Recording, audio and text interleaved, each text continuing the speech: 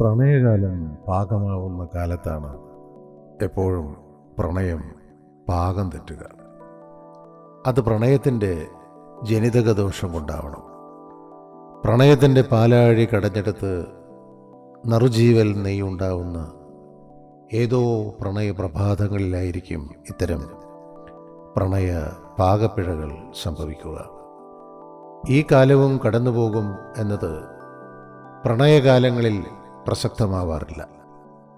കാരണം പ്രണയ ഋതുക്കൾ സാധാരണ ഋതുക്കളല്ല.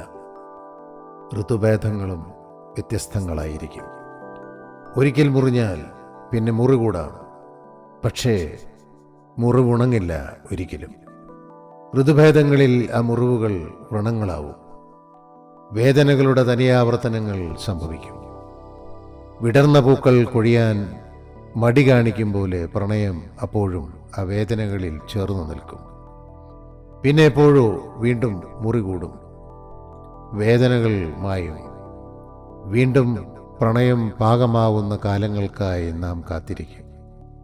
പാകമാവുന്ന കാലമാവുമ്പോൾ നാം കടകോലെടുക്കും കടയാനായി. അടുത്ത പ്രണയ പ്രഭാതത്തിലാവും വീണ്ടും പ്രണയം പാകം തെറ്റുക. ഇങ്ങനെ തനിയാവർത്തനം തുടരുമ്പോഴാണ് പ്രണയവും തുടരുക. ഇതാണ് സത്യത്തിൽ പ്രണയം. പ്രണയം ഒരു തോന്നലാണ്. പ്രണയത്തിൻ്റെ പാലാഴി കടഞ്ഞ് നറുജീവൽ നെയ് കണ്ടെത്തിയവർ ഇല്ല തന്നെ.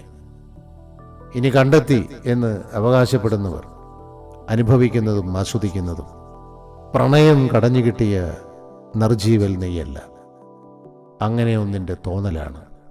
പ്രണയമെന്ന തോന്നലിൽ നിന്നുണ്ടാവുന്ന മറ്റൊരു തോന്നൽ മാത്രം.